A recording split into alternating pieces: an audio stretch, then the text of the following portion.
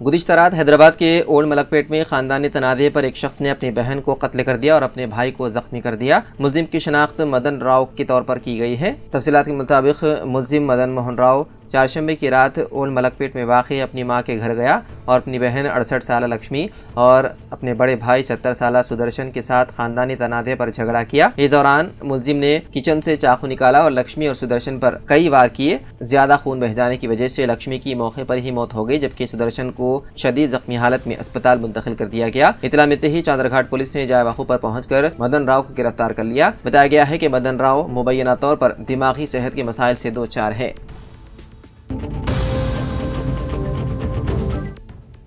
तेलंगाना के जिले वनपर्ती के चिनारम गांव से ताल्लुक रखने वाले एक शख्स की बिजली का झटका लगने से मौत हो गई। तफसीलात के मुताबिक चारशंबे की सुबह मज़कूरा शख्स ने चिकन सेंटर में मुर्गियों को साफ करने वाली मशीन को ऑन किया। इस दौरान उसे बिजली का जबरदस्त झटका लगा। मुकामी अफराद ने फौरी तौर पर उसे वनपर्ती सरकारी अस्पताल मुंतकिल किया, जहाँ डॉक्टरों ने बाद मुआयना उसे मुर्दा करार दिया। पसमंदगान में अहलिया और 3 बच्चे शामिल हैं।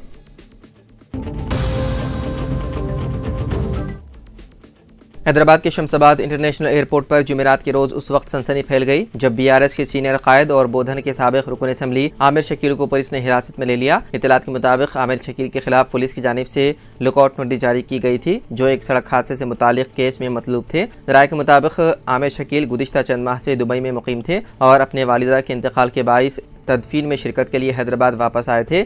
जैसे ही वो शमशाबाद इंटरनेशनल एयरपोर्ट पर पहुंचे, पुलिस ने उन्हें हिरासत में ले लिया। ताहम इंसानी हमदर्दी की बुनियाद पर पुलिस ने उन्हें वालिदा की तदफीन में शिरकत की इजाज़त दी है। तदफीन के बाद तवक्को है कि आमिर शकील से बाज़ाब्ता तौर पर पूछताछ की जाएगी। ये मामला उस वक्त संगीन रुख इख्तियार कर गया जब आमिर शकील के बेटे साहिल पर इल्ज़ाम आयद किया गया है कि वो तेज रफ्तारी से गाड़ी चलाते हुए प्रजा भवन के करीब ट्रैफिक के बैरिकेड से टकरा गए थे। इस हादसे में सरकारी इमला को नुकसान पहुंचा। पुलिस का इल्ज़ाम है कि वाक़े के बाद आमिर शकील ने मुबैना तौर पर अपने बेटे को कानूनी कार्रवाई से बचाने की कोशिश की, जिसके नतीजे में उनके खिलाफ भी मुकदमा दर्ज किया गया। पुलिस ने इस केस की तहकीकात के दौरान साबिक रुकन असम्बली के किरदार को भी मुश्तबा करार दिया और उनके खिलाफ लुकआउट नोटिस जारी की। शकील की मुल्क वापसी के साथ ही पुलिस ने फौरी कार्रवाई करते हुए उन्हें हिरासत में ले लिया।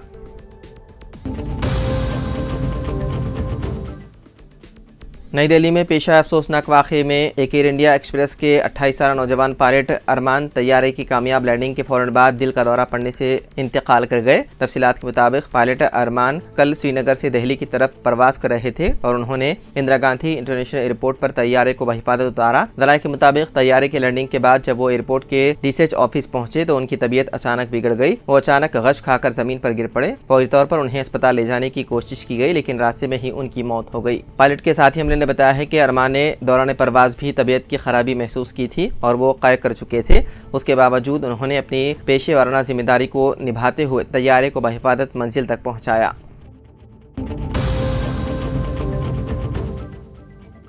तेलंगाना हुकूमत ने हिदायत दी है कि रियासत में 1 अप्रैल साल 2019 से पहले रजिस्ट्रेशन होने वाली तमाम गाड़ियों पर high security registration number plates लगाना लाजमी है। इसके लिए 30 सितंबर तक की मोहलत दी गई है। गाड़ी मालिकान www.siam.in वेबसाइट पर जाकर दरख्वास्त दे सकते हैं। 2 व्हीलर की गाड़ियों के लिए फीस 320 से 380 रुपए, 3 व्हीलर की गाड़ियों के लिए 350 से 450 रुपए और 4 व्हीलर गाड़ियों के लिए 590 से 700 रुपए और कमर्शियल गाड़ियों के लिए 600 से 800 रुपए तक मुकर्रर की गई है। महकमे ट्रांसपोर्ट ने खबरदार किया है कि अगर किसी गाड़ी पर हाई सिक्योरिटी नंबर प्लेट ना हो तो ऐसी गाड़ी को जब्त कर लिया जाएगा।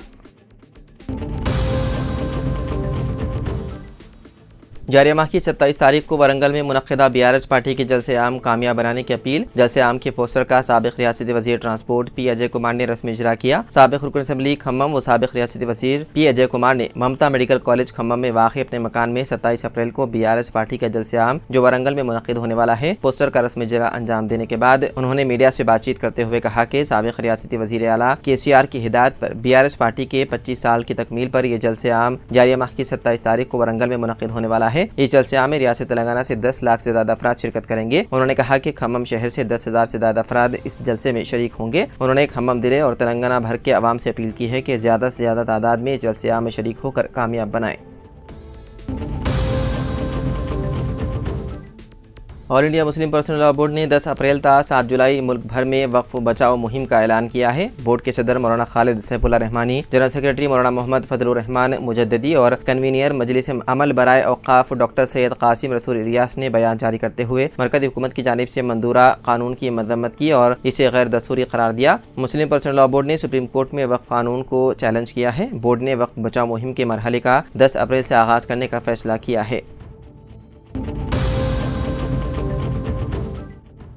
गवर्नर तेलंगाना जिष्णुदेव वर्मा ने लोक आयुक्त और सदरनशीन तेलंगाना इंसानी हकूक़ कमीशन के ओहदों पर हुकूमत की जानिब से सिफारिश करदा नामों को मंजूरी दे दी है। तवक्को है कि जल्द ही अहकाम जारी किए जाएंगे। तेलंगाना हुकूमत ने जस्टिस राजशेखर रेड्डी को तेलंगाना का नया लोक आयुक्त मुकर्रर करने का फैसला किया है, जबकि तेलंगाना इंसानी हकूक़ कमीशन के सदरनशीन के तौर पर जस्टिस शमीम अख्तर के नाम को मंजूरी दी है। वज़ीर आला रेवंत रेड्डी की क़यादत में मुनक़्क़िदा इजलास में नामों को मंजूरी देते हुए फाइल गवर्नर को रवाना की गई थी। बताया जाता है कि गवर्नर ने मंजूरी के बाद फाइल को हुकूमत को भेज दिया। इत्तलात के मुताबिक इंसानी हकूक़ के अरकान के तौर पर रामा देवी और किशोर कुमार के नामों को तय किया गया है। Justice Rajasekhar Reddy real estate regulatory appellate authority के सदरनशीन के ओहदे पर फायद हैं, जबकि जस्टिस शमीम अख्तर ने हाल ही में एससी जुमरेबंदी पर एक रुकनी कमीशन की रिपोर्ट हुकूमत को पेश की।